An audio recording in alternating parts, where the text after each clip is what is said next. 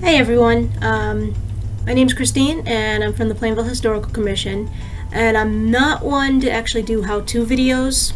I'm usually the one who does the narrating for the Historical Commission's videos, but I'm not a fan of being on camera, so you're gonna have to bear with me on this.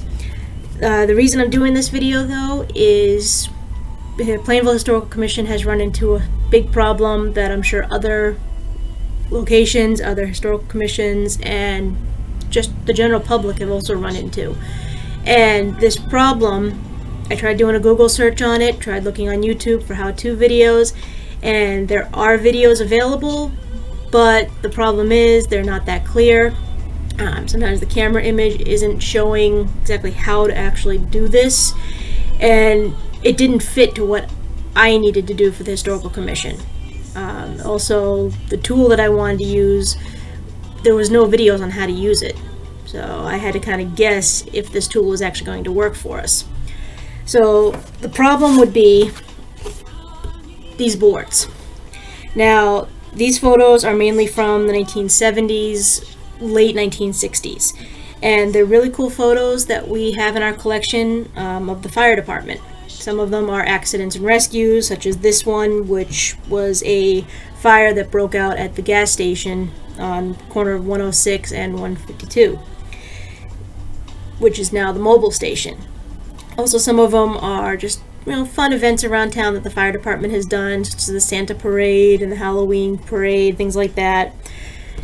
Problem is this board that they're on. Now, this may have been okay in the 70s, but we now know that this material is actually eating away at these photos. And if they don't come off of this board, you're going to lose the photo. The other problem is, due to their size, it's really difficult to scan these things. I've been trying to get these uploaded to our Facebook page, and because of their size, they don't fit on my scanner. So I knew I had to get these off of this board. Now, most times an archivist will use is really simple tool. It's unwaxed dental floss. And I'm going to jut the camera down just a little bit so you can see.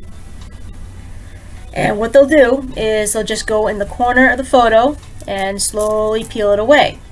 Now you can see that it works on this side of the photo, but the problem is not all the photos are curling, giving you that little area to get the unwaxed dental floss in there. Sometimes, you can see with this corner, you're not going to be able to get that floss under there. In this case, you need a special tool. So, went on Gaylord Archival and kind of did a search to see what they had available. And what they had is something called a hot tool. This is the packaging that it comes in, and this is the tool itself. It looks like a little mini spatula. And what this actually does is, using heat, almost like a soldering iron, you can actually get underneath the photo and separate the photo right from the board. Now, it's not made to actually go through the entire photo. You're still going to need the dental floss. This is kind of to give you an edge, literally. A way to get the dental floss underneath the photo safely. So this heat actually separates the glue from the photo. Once you have that way in, that's where your dental floss comes back in. Carefully slide it underneath and go back and forth like you would if you were flossing your own teeth. You're going to hear that ripping noise. And I'm going to pause my music so you can hear the whack, hear the ripping noise. That noise is okay. It's just the photo separating from the board. It's not ripping the photo. As long as you're doing this carefully and paying attention to what you're doing, you're not going to rip the photo.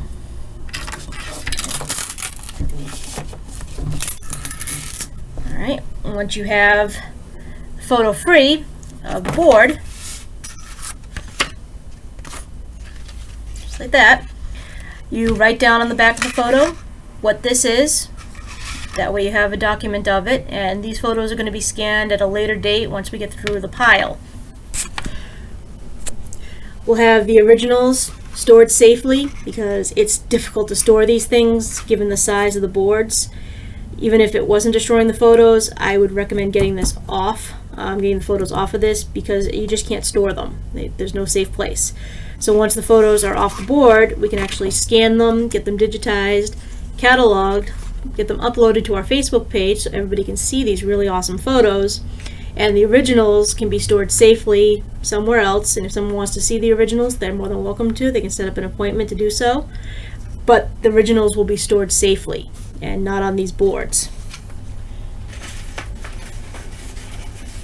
So I've been really excited to get the hot tool for a long time, and I wasn't entirely sure if it was going to work the way I needed it to. I had spoken with several of my professors and several other archivists just to kind of get an idea, will this work? And a lot of them said if the dental floss by itself doesn't work, this tool will help you. And sure enough, it does. I'm really excited about this purchase, and I know it's going to help get through the pile. Which, speaking of the pile, this is just some of the photos that we are dealing with.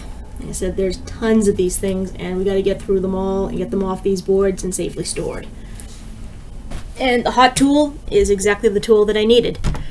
So if you have any questions about it or want to ask me any questions about what I've done, how I've used it, and my opinions on it, feel free to message us, let us know in the comments. And thank you for bearing with me. As I said, I'm not good with how-to videos or being on camera, but I wanted to share my experience with this tool and show exactly how it works, and hopefully it'll help somebody else. All right, thanks very much. Bye-bye.